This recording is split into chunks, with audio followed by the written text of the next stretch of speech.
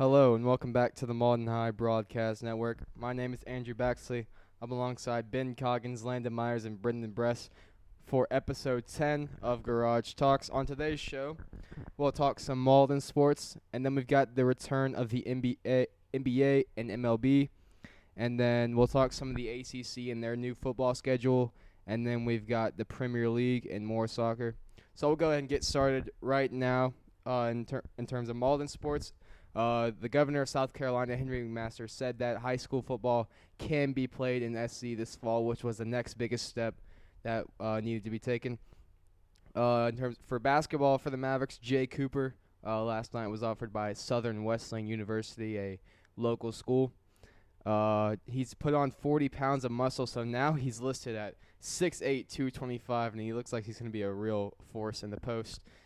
The one who we presume would be alongside him down low is Drake Downs. I went to go see him play at the Upward Star Center on Saturday alongside two other Malden players on his AAU team, David Shear, Reddick Owens. Unfortunately, they lost all three games, but they played pretty well, especially Drake. Obviously, he's about 3-4 inches taller than all the other players at his age group, so he's dominating down low up top. And then Reddick and David did their thing. David shooting, Reddick just being the annoying presence down low, getting rebounds. That's all we got for Malden sports. Now we'll switch over to the ACC. If you missed it, what they're doing this year, ACC, Pac-12, and SEC are all doing the same thing. They're doing a conference-only football season. So for the ACC, it's going to be 10 conference games, and then the 11th one is Notre Dame, who's in this conference for this season. Guys, thoughts on your schedule, on the schedule release, and the inclusion of Notre Dame and anything else? I mean, I was talking about this earlier with you. I get the conference only. I get it because of the restrictions of COVID. But again, like the Clemson, South Carolina thing, like I was talking about with you, is like how we play Boston College, which is in Massachusetts. But we can't, and then Clemson, South Carolina can't play when we're an hour away. Florida and Florida State can't play. They're an hour away as well. But, yeah, we get one game out of conference, but it's going to be a small school. Akron. I'm guessing the Citadel. But still, I mean, I get what we're doing, but I'm still not a big fan of it. But at least we're having football back, which is going to be obviously exciting just because I love college football. But I still wish we could play Carolina because we played 111 years in a row now, and it's going to come to an end. But still. Yeah, and I mean that's going to drop us off that streak because Wisconsin, Minnesota is still playing, and Auburn, Alabama, the Iron Bowl is still going to happen. So we're gonna drop off second on that all-time list for most games played in a row. So that's kind of disappointing. And, I mean, like you mentioned, we still get one non-conference game a year. I mean, I feel like we should have made it that game. Yeah, but I feel like, I mean, I don't know.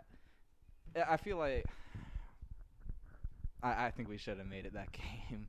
But it's definitely going to – I mean, I'm very excited about the inclusion of Notre Dame. I know Andrew isn't, but I'm very excited because, I mean, the number one, I guess – criticism against Clemson every year is the easy schedule in the ACC, and this definitely strengthens up the ACC, of course. Well, Notre Dame is a solid team. They're a very solid team. I mean, North Carolina, they're supposed to be, obviously supposed to be very solid this year, and then hopefully we can see maybe one more team pop up, maybe Virginia Tech or Boston College. I really hope it's not Florida State, Miami, like you said. But, I mean, it's going to be, ACC, it's already stronger this year. I'm hoping, North Carolina's supposed to be very good, and then I'm hoping another team pops up to be a pretty solid team. So I'm pretty excited about the ACC this year. Yeah, I'm pretty happy with the fact Notre Dame joined. Of course, they were almost forced to because they were no conference, and with the ACC, SEC, and Pac-12, was it, all going to only in conference, really Notre Dame would play most of the ACC, but they weren't in conference, so they basically had to join for this year, strengthening the ACC and really making, if North Carolina beats Notre Dame, that'll really make them look like an even stronger team this year. Yeah. the way that I looked at it from as a fan of North Carolina's perspective is we just replaced the Auburn game with Notre Dame, and then we replaced the UCF game with Florida State. Obviously, Notre Dame would be an upgrade on Auburn, and then UCF would be an upgrade on Florida State. But that's just really how I looked at it. The major game this year will be against Notre Dame, and then we also have NC State at home, which should be easy win, and then Duke at home. Duke away, which are the ones that I'll look forward to the most. And then you got Miami, Virginia Tech. It's really going to be between Miami, Virginia Tech, and North Carolina in terms of who's going to be fighting Notre Dame for the second spot in the championship. There are no divisions this year, so the streak of a new team winning the Coastal each year is also going to be over. So the two best teams overall will go straight to Charlotte. Obviously, we think Clemson will be one, and Notre Dame, Miami, Virginia Tech, North Carolina. Those are the four that you think would be fighting for the spot to and the honor to play against Clemson and get whacked. That's my two favorite streaks that are gonna end. A new team in the ACC championship every year, and the Clemson South Carolina streak. You guys mix it up a little bit. You're excited to see you get to play someone new. Exactly. Wait. So, because they did hit it was a different team. Like they cycled through the whole conference, and that's. Call it weak if you want, but you don't see that in any other conferences. Miami has a good chance of getting. They had a good chance of winning the Coastal, so they could have went all the way back through. Exactly. Of course, you're gonna have to see Georgia to go through again. We would have to see Georgia Tech win the Coastal, and that's pretty unlikely. I think that's all we got here for ACC. Now we'll switch over to a big one, which is the NBA. I'm sure you watched some of the scrimmages. You saw Bol doing his thing. Thunder won all three scrimmage games. Looking a little bit positive from my perspective. Andre Roberson went nuts for his very low standards. 0 positive COVID tests is probably the most exciting thing overall. And then last night the games got started. The real games got started. The Jazz defeated the Pelicans 106-104 on Brandon Ingram's missed jumper to win the game, a three-pointer. Although he did have 34 points, J.J. Redick had 21, and then Zion had 13, even though he only played 15 minutes of play. Guys, your thoughts on that? That was probably one of the major talking points of that game. For me, I feel like not seeing Zion in crunch time was the biggest surprise in this game. Their young star on the team, you'd expect to see him in a close game at the end, trying to grit out a win. Just didn't see him come in. And really, I feel like Brandon Ingram, he was having a great game. I understand why he took the shot, but he should have tried to look for a better shot there. Maybe just tie it up, go to overtime, instead of try to just win the game there. At least get something going towards the rim. He just dribbled and pulled up a contested. Yeah, you'd like to see something other than just a contested three after running down the floor with 6 seconds left. You can slightly set something up there off the timeout. And I would have expected slightly more of a play out of the timeout than just run down the floor and shoot. Yeah, if they wanted a three-pointer, you would have thought they would have let that go to J.J. Redick, who is one of the best three-point shooters in the league. Landon? So I agree bringing up with the Zion situation again. I understand his playing time has been because of the conditioning and all that, but he's your big man down low. So you have other big men, but he's the main guy you want. And when you're only down by 2 like that, that's who I would want to go to. I'm not a coach, but still. But then again, it was a hang on that stat. Yeah, so 3 for the game, it was a really good game overall. And it wasn't like a regular NBA game that I'm used to seeing, where it's 2 players on each team just dominating. It was there was 3 players on each team with 20 points. Brandon Ingram, Drew Holiday, and then J.J. Redick for the Pelicans. Donovan Mitchell, Mike Conley, and Jordan Clarkson for the Jazz. It was a really good game in that sense. I saw a lot of different passing, which I'm always a big fan of things like that. I can't remember how many assists there were. I can't find it either, but still, it was a great game overall. So I'm expecting more. The Jazz did a lot better than I was expecting them to do, and so did the Pelicans. But I'm still gonna see what the Jazz can do, because I'm still one of the teams I'm not sure about how they're doing on because of Rudy at the beginning.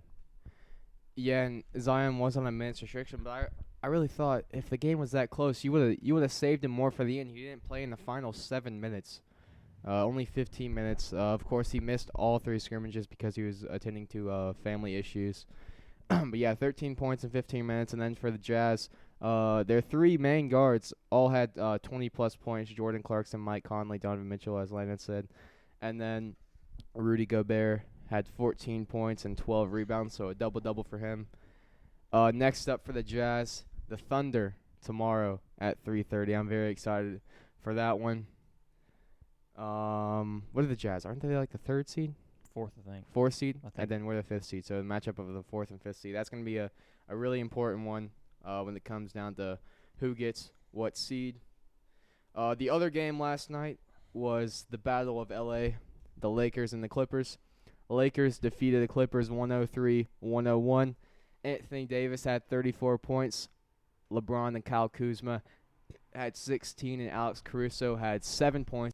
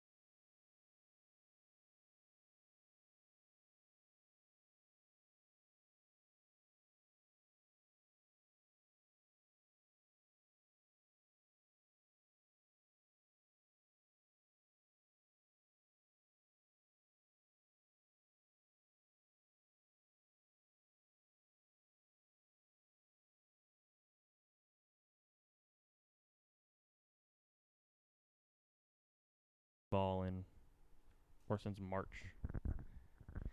Yeah, and especially Reggie Jackson, he was actually atrocious last night. He played really poorly. I mean, he ended up with 10 off 34 minutes. Yeah, he was more the offensive threat off the bench, but he didn't have that. Patrick Beverley was in foul trouble a little bit. That's why he had to play a good bit more. But at the end of the game, it just seemed like the Lakers just wanted it more, especially on LeBron's shot. There was 4 Clippers players around LeBron after he shot the ball, and then LeBron still got the offensive rebound and put it back up. Mm-hmm. And then even LeBron on the last possession, he was just playing good defense on Kawhi, forced Kawhi into not what they had what they drawn up, and having to have Paul George force up a shot to try to win the game, and it just didn't fall for him. Yeah, it wasn't. It was also a good game by Paul George and Kawhi Leonard. Paul had 30, Kawhi had 28, so that was good for them. But so that wasn't that was like the regular NBA game. I'm used to seeing 2 players take over. I mean, the next closest player is Patrick Beverley with 12. Yeah, that was just the story of the game. They just didn't have enough around Paul George and Kawhi Leonard. Main reason, or I think, right after the offensive rebounds and points in the paint, that's the main reason they lost. And this blew the 6th man of the year. How many years? I don't know how many years Lou's won it. A while, a bunch of years in a row. I think like 3. He won like 2 in a row. That was like 3 or 4. Next up for the Lakers, they got the Raptors that's tomorrow night at 8:30, and Clippers also play tomorrow against the Pelicans at 6. So a bunch of games for you to watch tomorrow. a bunch of really good games actually tomorrow. We'll go ahead and talk about these right now. First game of the day is the Heat versus the Nuggets. The Heat are at 41-24 coming into the game. The Nuggets at 43-22. Of course, they got Bol now, who's really been stepping up along with Jokic and Jamal Murray and the rest of their players. We'll go ahead and predict all these games. So right now, I got the Nuggets in that one. Landon, who do you got? I'm agreeing with you on the Nuggets. One time I'm expecting, because I saw Bobo hit 2 threes in a scrimmage, and he had a 30. Yeah, he's really looking like a 2K player, but I mean it's whatever. I mean, so that's the main reason. But then again, Jamal Murray is also, and Jokic, they will probably take over that game. I'm picking the Nuggets for that. The Nuggets and Bobo has a triple-double and points, rebounds, and blocks.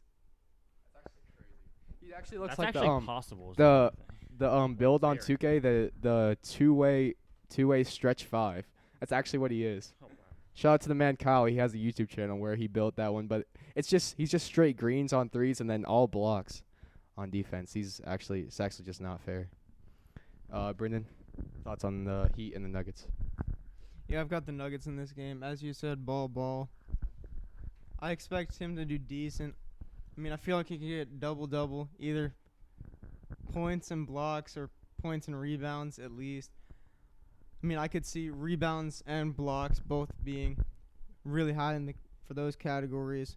I'm interested to see how Jimmy Butler does with the Heat. First real game back against such a big man in the paint, because it's a lot harder to get around Bol in the paint than it is many of the other centers.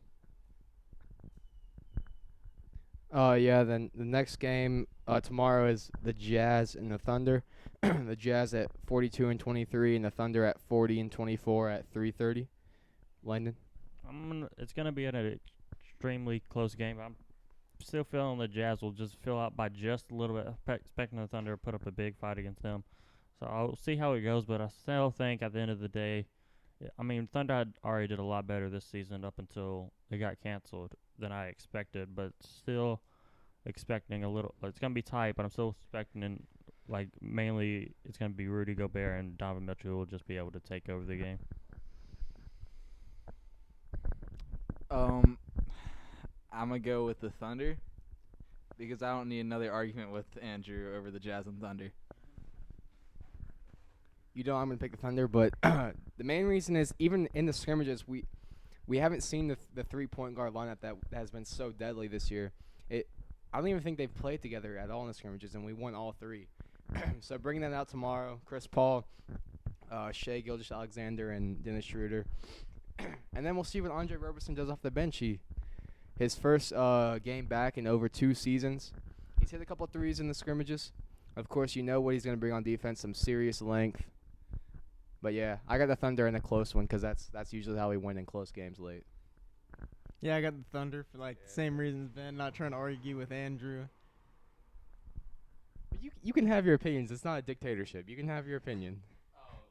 Oh, really? Yeah. I'm still gonna argue with you, but you can have your opinion. Next game. Next game is the Pelicans and the Clippers at 6. I got Clippers in this one. Zion will still be on minutes restrictions, but I'm expecting them to see him a little bit more than we did yesterday. But again, Clippers more talent. I mean, I hope the Clippers bench shows up. If the Clippers bench show up, I can imagine it in a maybe a 15-20 point game. If it's not, if the Clippers play like they did yesterday, it's going to be a tight game if the Clippers bench play like they did yesterday. But if they show up like they did mainly throughout the season, I'll expect a big win out of the Clippers.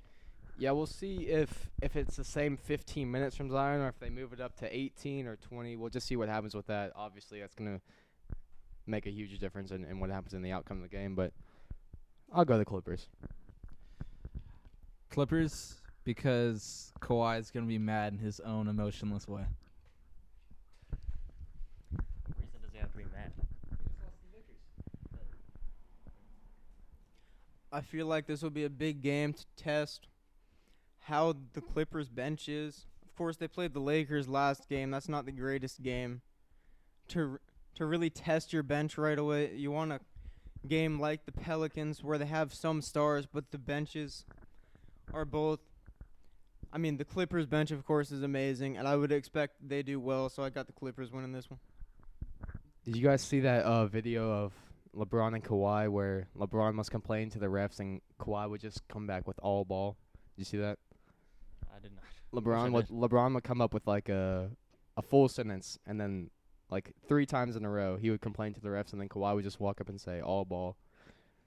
It was classic Kawhi. That's why he's my favorite player in the league outside of the Raptors. There's just no other athlete that I can think of that is just that way. Like he just Completely emotionless. yeah.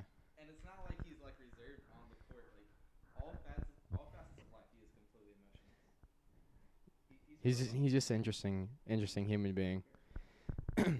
Next game tomorrow night's at 7 p.m. and it is the 76ers and the Pacers, both teams at 39 and 26. Landon, what you got? I'm gonna pick the 76ers, but I always liked Victor Oladipo, but right now they're saying he's questionable for tomorrow's game because they did better when he came back, which was obviously right as the season got canceled. But I'm still picking 76ers, just Joel Embiid, see how they are able to do. Because I know Ben Simmons, they were trying him out at power forward. So that's going to be interesting to see if he gets playing more down low than he did the past couple seasons, and then see what he will do. Or if they'll just play him outside like he usually does. But I'm still excited to see him play because I love Ben Simmons. Something about his game that always just intrigues me. I love watching him play. Yeah, and a big player for the 76ers tomorrow will be Matthias Thybulle. He's played really well in the scrimmages as well. Out of Washington, I think he's a rookie.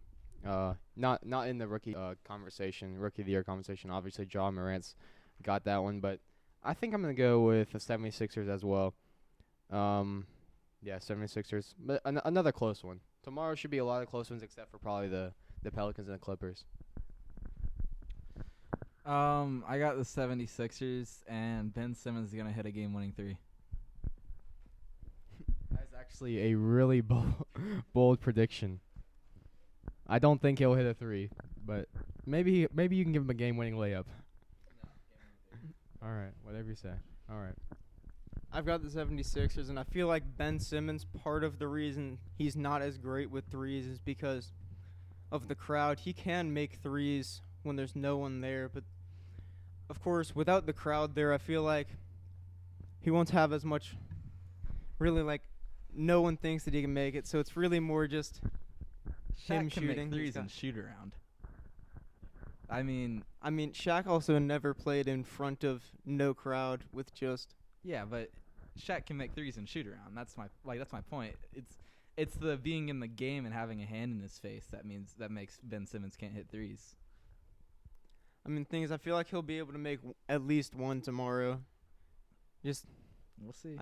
My take was a joke. Your take is actually kind of bold. Hopefully he'll be less in his head about it too. He doesn't normally try to shoot a ton of them. Is part of it as well. So I feel like he might try a couple threes. But of course, him in the paint is always an impressive thing to watch. Yep, and the final game of tomorrow is the Lakers and the Raptors at 8:30. Of course, the Lakers 50-14, the number 1 seed in the West, and then the Raptors 46-18, the number 2 team in the East. I'm gonna go with the upset. I'm gonna go with the Raptors. I think they'll come out defensively very strong. They'll figure out how to keep LeBron slow. LeBron had a slow first half, really first 3 quarters, and then he switched his shoes. Well, and then he's 16, didn't he? Yeah, he only had 16 overall, but he only had like 6 in the first half, I think. But yeah, I think they'll keep LeBron quiet again. But we'll see how Pascal does on the AD. That's probably the biggest matchup tomorrow. Yeah, I'm picking the Lakers, but that's one matchup I am excited to see if Pascal versus AD, because Pascal is obviously one most improved last year. He's improved more this year, which is just, and I'm feeling like he's starting to reach his max potential. But then again, I'm ready to see Kyle Lowry, Fred VanVleet, them two back in action. If they also got Serge Ibaka, they could also use him on AD. So they have and then Marc Gasol as well. They have a lot of options they could use against AD. By the end of the day, I feel like, and then LeBron did have a slow game, as you said, but I still feel like Lakers will be able to pull it, but it's still going to be extremely close, I think. Well, LeBronto can't exist if he's not in Toronto. And the Raptors are going to win, and Kyle Lowry's going to drop 30. I got the Lakers winning this one. I don't think LeBron's going to have as slow of a game as last game. Of course, you never expect LeBron to only put up 16 points in a game. I think he had a double-double with, I believe it was points and rebounds. But I could see him scoring like somewhere between like 25 and 30. And of course, AD I feel like will do decent. I feel like he won't do as well as last game, but I feel like he'll have another decent game, scoring around the same.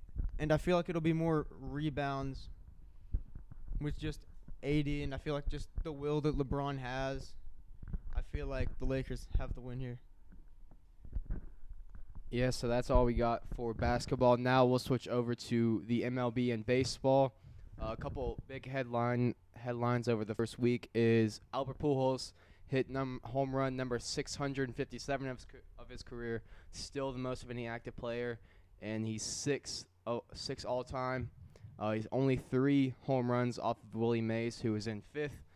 Another big one, the benches cleared multiple times in the Astros and Dodgers series, and of course Joe Kelly suspended 8 games. That was the World Series rematch of 2017, in which the Astros were found guilty of cheating in. More locally, Braves, mediocre start. They've won both their series. The first one against the Mets, and then the second one against the Rays. Although both series they lost the first game and then won the next 2, but it looks to be the same story as last year. Hitting is not a problem, but the pitching is just not good at all. Vandy boys are representing Dansby Swanson and Mike Yastrzemski, both Vanderbilt alum. They lead the National League in hits. And then Colin Moore, and a UNC alum, he has the most home runs in the league, so shout out to him. Of course, you probably know about the COVID stuff too. The Marlins, they've had their games canceled up until Monday, I think, canceled, and the Cardinals are having to start postponing some games too because they've had some positive COVID tests. I'll let Ben talk a little bit more on the MLB too. Yeah, and it came from inside the Marlins. It wasn't just, an unlucky situation. It was a breach of the protocol set by the MLB. And a lot of the times where we've seen, in most leagues where players have gotten corona, a lot of the times it's been breaches of regulations. So that kind of shows the leagues are doing a good job putting measures in place to keep the players safe. It's the players just not following those measures. So I'd say, not just the MLB, all across the board. These leagues have been doing a very good job. Obviously, you said the NBA, no positive tests yet. These leagues are doing a really good job. The players just need to follow the protocols. But as you said, the Marlins have had all their games suspended, and the Phillies and the Cardinals both having to suspend games. It seems like the bubble is working more than the non-bubble because the NBA has 0 positive tests, and then the MLS also had 0, even though they had some in the first round. Once they properly quarantined them, they haven't had any since. So the bubble seems to be working better. I don't really know about the NHL. I haven't kept up with that. But yeah, it seems like the bubble's working better. We'll see what the NFL does. They probably won't do the bubble, and college won't do the bubble either, though. But we'll see how that works out. I do have one question for Brendan real quick. How about that Marcelo Ozuna home run suspended extra innings the other night? I know you like that. Hey, remember, we do play again tonight, though. Mm-hmm. Yep. Well, what's going to happen is you're going to win that game and we're going to win the rest, so I'm not worried. But, like you said. Oh, 7-10. But, hey, just imagine if somehow this ends up being bad enough for Miami that their whole season gets canceled and they have a positive record. Or they have to have Derek Jeter play. How about that? I think that might be an improvement from some of their players, Well, though. yeah. Even out of retirement. It's definitely an improvement over all of their players. But I think Derek Jeter would rather just go ahead and cancel the season and take the positive record because that doesn't happen for Miami very often. I feel like Kelly got way too strict of a suspension. It is only a 60-game season, and an 8-game suspension in the 60-game season is ridiculous. An 8-game suspension regularly would make sense, but the fact that he didn't get thrown out of the game and then got an 8-game suspension, and the Astros have still had nothing happen to them after cheating their way to winning the World Series. I feel like a lot of people aren't sure how he got an 8-game suspension. He didn't even, he threw it behind the head of one of the Astros players, but I feel like 8 games is way too strict of a penalty for anyone in this. And also, Aroldis Chapman is now ready to play, so I don't know when the series between them and the Astros are, but that should be a fun one, seeing him throw 104 at Jose Altuve's head. No way he'll duck out of that. Well, he can't duck out of it. He's already ducking for most people. That is true. The standings, we'll go over those before we switch over, but in the American League, it's the Yankees 4-1, Rockies 4-1, and then the Cleveland, the Dodgers, and San Diego, they're all at 5-2, so that's how it's looking at the top of that. And then in the National League, the Braves are at 4-3. Of course, the Marlins are at 2-1, but they haven't played in a while. You got the Cubs at 4-2, and that's really it. A lot of average teams in the National League, and then you got your other teams in the American League. So that's all we got for baseball. Now we'll switch over to soccer. The Premier League ended on Sunday. Liverpool were crowned the champions. Manchester United and Chelsea, they got into the Champions League in 3rd and 4th place with Manchester United's win over Leicester and Chelsea's win over Wolves. That was basically a Champions League play-in mini playoff right there. Man United get 3rd and Chelsea get 4th. Leicester City and Spurs qualify for the Europa League. And then the FA Cup is tomorrow, I believe. And if Arsenal win that, then they will also get the Europa League. But if Chelsea wins that, then Wolves will get the Europa League for a 2nd straight season. In terms of relegation, Bournemouth, Watford, and Norwich are all relegated to the Championship. Leeds and West Brom automatically qualify for promotion.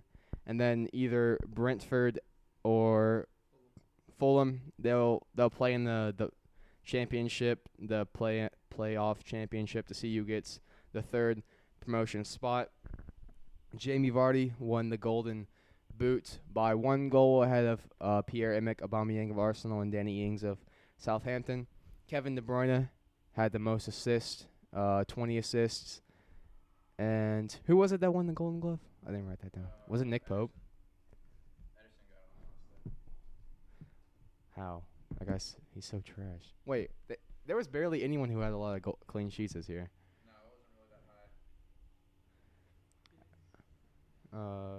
Let's see. Still, Nick Pope was definitely the best keeper of the season. Not for me. Okay. Well, we'll get into that a little bit later on, though. Wait, who is it? Dean Henry? No.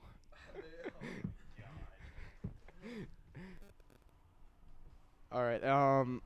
Couple last stat before we switch over to our teams of the season. Bruno Fernandes had tied for the 7th most assists in the Premier League, despite only being here for half a season. He had like 8 assists, I think. So multiply that by 2, he would be in 3rd. Only 4 penalties. In half a season, that's a lot. Twitter was mad that Man U got a penalty. That's good. I'll drink all their tears. It was a clear penalty, though. It was, much to yeah. You complain drink tears, you freak. Keep crying, and I'll keep drinking them. So now me and Ben will do our teams of the season. We'll go just position by position, and then Brendan will determine who he thinks has the better team. So Ben, start off with your goalie. Well, I kind of already mentioned who I thought my best keeper of the season was, and it's Nick Pope from Yep. Burnley. Mine's Dean Henderson from Sheffield United on loan from Man United. I think our back lines are going to be pretty similar. Go with yours first. Right back, Trent Alexander-Arnold going all the way Same. through. Same. Center half, Virgil van Dijk. Same. Other center half, Soyuncu from Leicester. Okay, I got James Tarkowski from Burnley. I think Soyuncu is not good at all.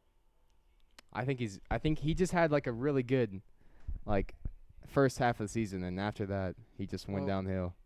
I mean, when you look at the stats, I mean, completed 90% of passes and won 2/3 of his challenges. I mean, but his mistakes. And then on top of that, he had a pretty good impact on Leicester, and I mean, this was a very unexpected season for Leicester, and I mean, he was, aside from Jamie Vardy, and I mean, he was one of the top players in that team. So yeah, and Soyuncu then was when he started playing bad, the rest of their team started playing bad, That's true. and then they just went all downhill from January on, Yeah, that just kind of shows the impact he had on the team, though. which shows how bad he is. All right, so Left back, we is got the same Robbo. one. Yep. Right Uh, winger. Wait, you Would you went to 4-2? You went to 4-2-4? 4-2-4. All right. I bet mine's basically a 4-2-4, but 4-4-2. So same thing really. Go with Okay. your right midfielder, like outside winger, right winger. Right winger, Salah. Two midfielders are Bruno and De Bruyne, Yes. and then left winger, Mane. I got Aubameyang there. Okay. I just put him in there because we had 21 goals on the season, and didn't really have many goals in big games, but against the small teams, he's gonna get it done. What? Well, this is not the FA Cup team of the season. This is the Premier League team of the season. All right, and then your two strikers. Jamie Vardy, I think that one's kind of obvious. The Yeah. other one might catch you by surprise. I put Danny Ings in there. Okay, I got him on my bench, but I had to start Tony Martial. I'm not. I mean, that's justified, but It is, especially after how many goals he got despite being injured for 2 months of the season.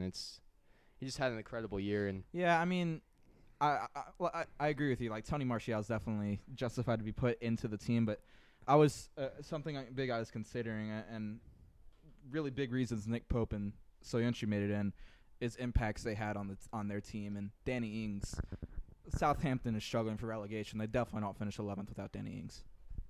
even with Danny Ings, they were terrible at the beginning of the year. Yeah, man. but Just I mean, something Danny mentally Ings- clicked, and then yeah. he just started going nuts. I mean, he really willed them out of that relegation battle early, and to finish Yeah. mid-table after the way they started, that's pretty impressive. It just seems like after they lost 9-0, it's just like they became a whole new team.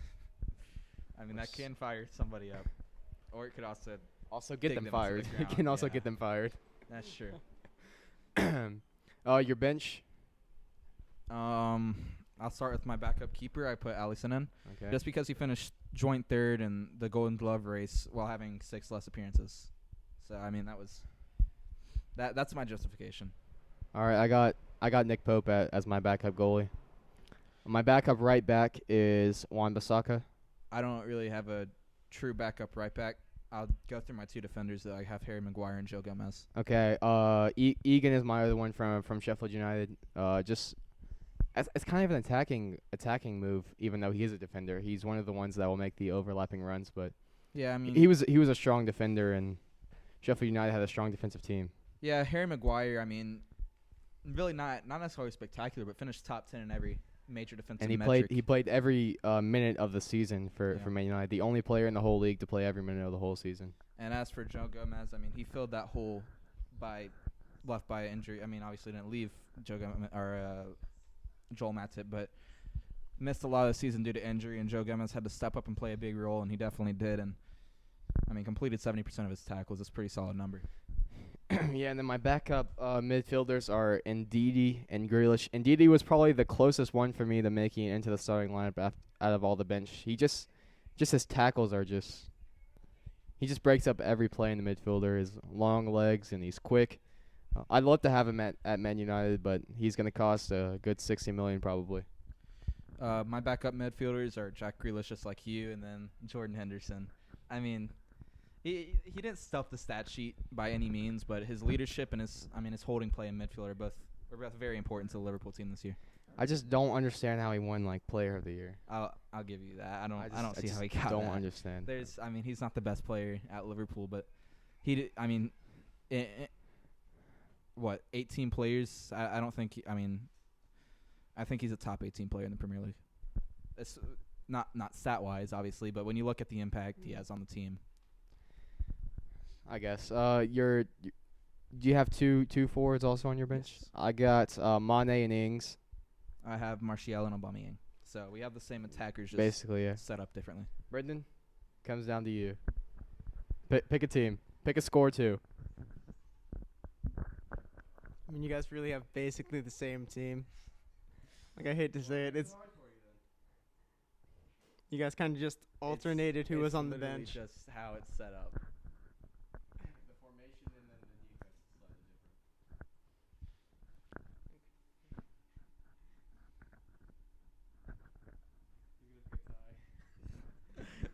No draw.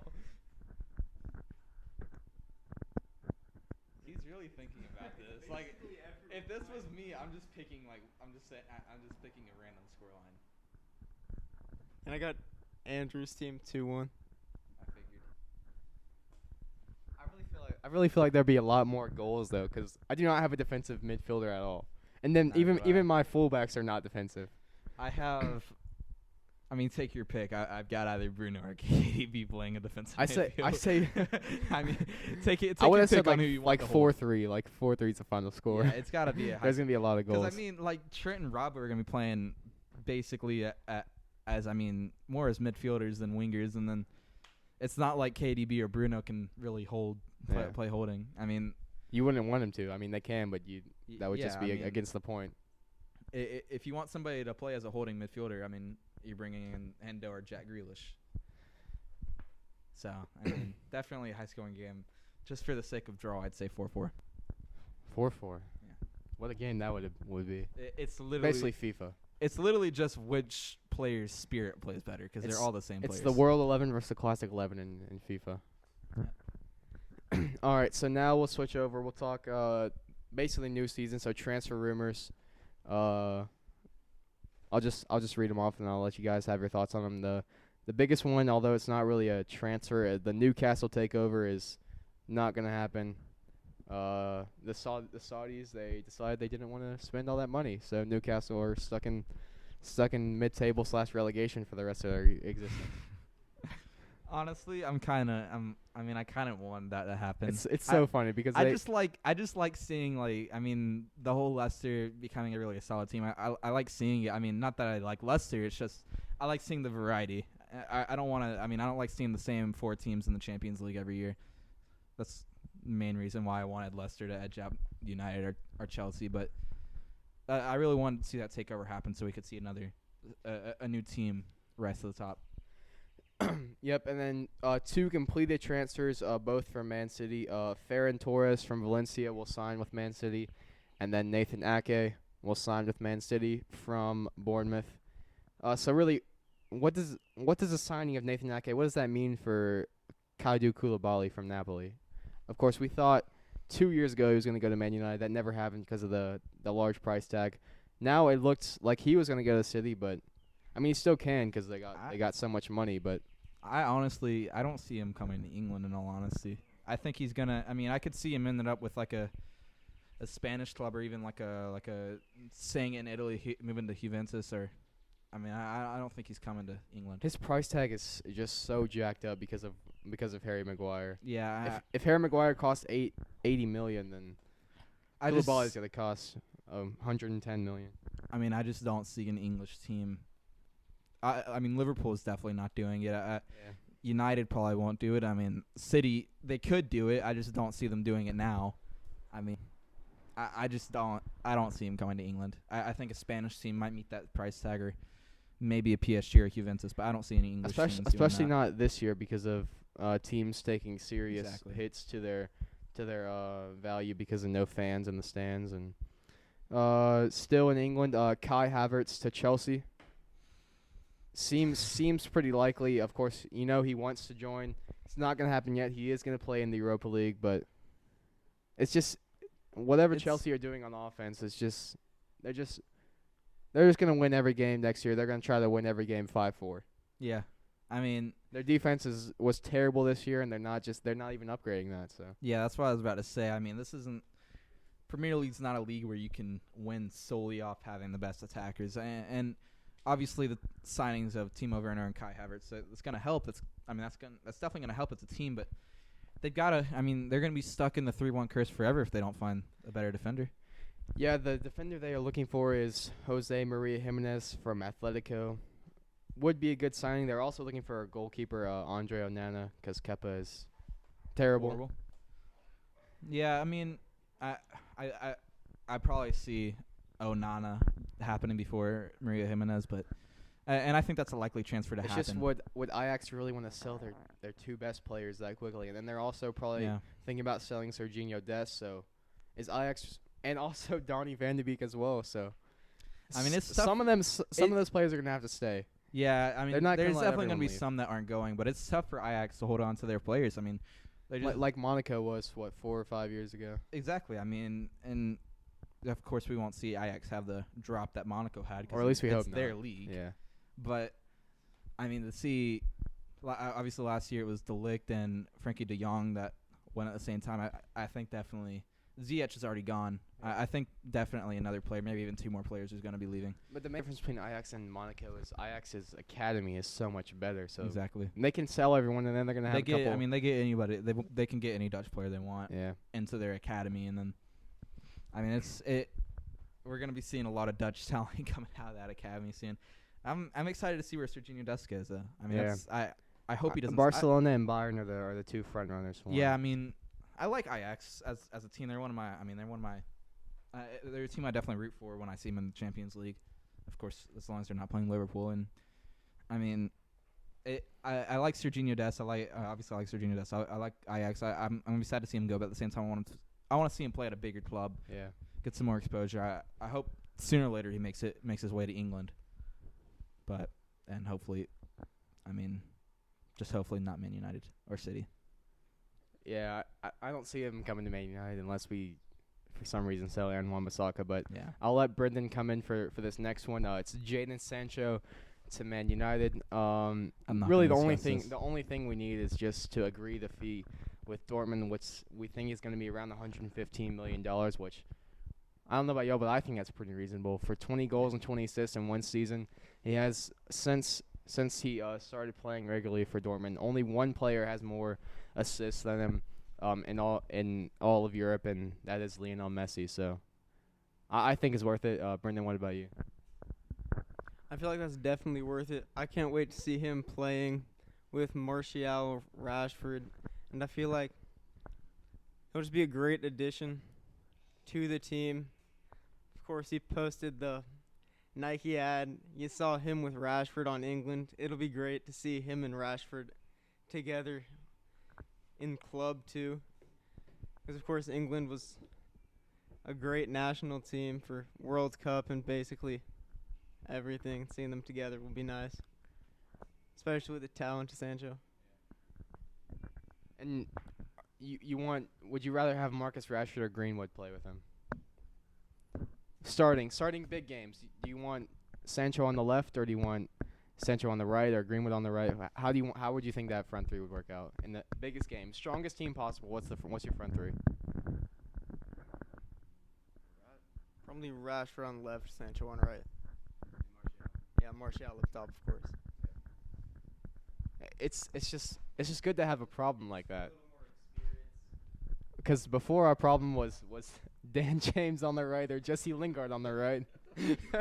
Wait, real quick. I want to discuss that Lingard goal. Did you hear about the guy that put a bet on Lingard not scoring the whole season, and it held up until the last minute of the season? How much money was it? I forgot how much it was. It wasn't a ridiculous amount. It was a really smart bet though. Yeah, he was gonna make a pretty good amount off of it, and it held up into the last minute of the season. No, not even. There was six minutes of added time, and they scored in the 98th or 99th, 90 plus 8. He cried.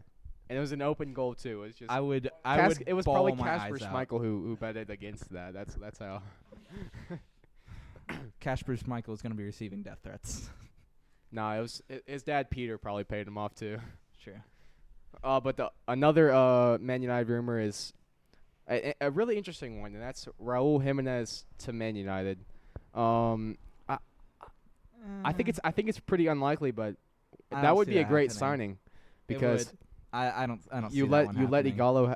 Igalo leave, and then you got Jimenez coming. If Jimenez, I don't know why he would want to be a squad player though. That's the only real head scratcher. He's not going to be worth a whole lot. It's probably going to be around 40 million, which is a steal in my opinion. But You think Adama Traore is going to end up leaving? There's been some rumors circulating. Liverpool were interested in him for a little bit. I don't think that's going to end up happening, I don't think he's ready to go yet. He still needs to work on a little bit of technical things before he's ready to go. If he's gonna go step up, if he wants to stay at a similar mid-table level like in Everton or someone like that, then he's fine. But taking a step up, he's not ready yet. James for Marcos. No. James would rather stay sitting in the stands of the Bernabeu than go to Everton. Anybody would. Agreed. Arsenal. Thomas Partey who is their main target. He's gonna cost around 50 million, which Arsenal don't want to pay. They want their max price tag for Thomas Partey. His release clause is 50 million, but what Arsenal want to pay is 20 million plus one player. So they're quite a long ways off. Atletico said they're not going to come lower than the release clause, which I don't know why you would not just pay 50 million. Like he's a good player. I gotta say real quickly, Arsenal in transfer business is so funny to me. Oh, we've got another one for them coming on. In January, I forgot who the player was. It was somebody I'm pretty sure from Flamengo in Brazil. But they had everything agreed to, and then they gave him a physical before it was was it approved. Mari? I think so. Yeah. They gave him a physical before it was approved and the transfer fell through because it was on deadline day. Yeah, since we're going making fun of Arsenal right now, Dayo Upamecano, who is their number 2 target, signed a new contract today, so he will not be going to Arsenal. He'll be staying at Leipzig. Although I really hoped for him to come to Man United because he's so quick. He would fit alongside Maguire perfectly, but he's not going anywhere, which is really smart business by Leipzig. They're keeping as much as they can around. They'll make another run this year. Thiago, the next one. Thank you. I was gonna get this one. It seems down to United and Liverpool for only $30 million, which for a backup CDM or a center mid, that's a good deal, I think. Or replacing Gini Wijnaldum, Who doesn't have an assist in 2 seasons. Just get him out. I just don't want him anymore. I mean, he's a club legend because of what Because he of did the in goals, the Champions yeah. League. Yeah, he's an incredible. I mean, I loved having him, but I feel like he served his purpose with Liverpool. I mean, I want to say he's out of his prime, but I just don't think he really fits the way Liverpool is moving. And even though Thiago's 29 and his prime's not going to last too much long, it'll last a few more years. But I think Thiago's a much better fit. And I agree, yeah. from what I've heard, mainly everything's pretty much agreed to go to Liverpool. It's just whenever Bayern gets knocked out of the Champions League. Yeah. So. Another one is Victor Osimhen to Napoli is official. I don't really watch That's a big Lille deal that much because I don't really know that much about him, but I do know I had him in one of my FIFA saves, and he got up to a 94. So he's a pretty solid player from what I can tell. Pretty good potential in FIFA. He's really quick. The blonde tips also add a little bit of speed. Hair. You think? Great hair. But yeah, he's coming from Lille.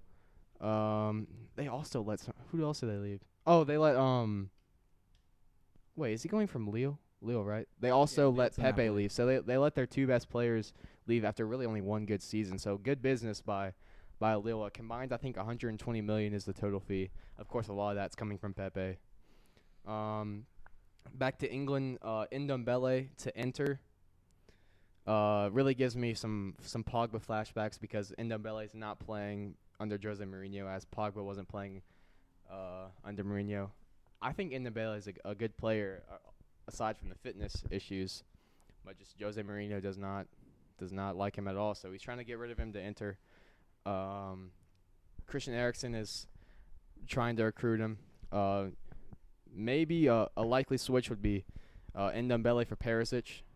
Jose Mourinho's always been trying to sign Perisic I mean, since he's was at Chelsea. Since Jose Mourinho was at Chelsea. I can't think of a much worse fit than Mourinho to Spurs. I mean, I knew from the first day that happened that was never going to work out. They just don't fit. The systems don't match. I mean, simple story. I mean, it got off to a promising start, but it's shown very quickly that they just don't go together. I mean, Pochettino was better. I mean, they played better on Pochettino, and they didn't play good by any standard under Pochettino. Mm-hmm. And one more Spurs one. It's Emile Hoiberg from Southampton to Spurs. Just a bang average midfielder. Yeah. I don't think he would get into the starting lineup. Harry Winks and Dyer, I'd put ahead of him, but we'll see what happens with that one. The last and final one. I'm still mad at Eric Dier because of that penalty he gave away in the first game back. That was just ridiculous. I still love Eric Dyer for that. the last one, coming over to America, it is Atlanta United. Eric Cubo Torres was signed today from Tijuana in Mexico. He's a 27-year-old striker. As I said, from Mexico. He's made 7 national team appearances. He once had 15 goals in an MLS season, but since then his goals have really dried up. And this past season, only 2 goals in 6 appearances. So, I mean, striker is not really what we needed. If it was a loan, I would like that because of Joseph Martinez's injury. But I don't really know about that one. I would have rather bring in like a strong midfielder or a center back. I get the reasoning behind this, but I'm with you. I mean, he's not gonna play when Joseph Martinez is back. End of story. And I mean, especially while we don't have a manager, like I don't know why they're signing players who the manager might not even like. Yeah. I haven't really been paying too much attention. I've been kind of depressed about Atlanta United. Has there been any rumors about new manager? No, not any big names that I've seen. I mean, it's just not fun to watch. This is the worst position Atlanta has been in since MLS. There's no argument there, and this is just. I mean, they haven't scored a goal. That's just for a team like Atlanta United to wrap there. I was just glad your when head it was around over. That's I was just glad when that was over. Haven't scored a goal to start the season. I mean, obviously losing a big player like that, you're not going to be the same level. Nobody's expecting that, but I can't think of a time where losing a big player has made this much of an impact. Except maybe Cole Stout having to play for Deshaun Watson back in the day. Yeah, I agree with you. But I think that's all we got for today. Of course, we keep up with some of the games over the NBA over the weekend. MLB as well. We'll address those again next Friday. Anything else we got to talk about? I don't think so. Thanks for tuning in today. Of course, remember to follow us on social media at MHBN2020 on Twitter, MHBN_2020 on Instagram. We'll see you again next week at this time. Thanks for listening.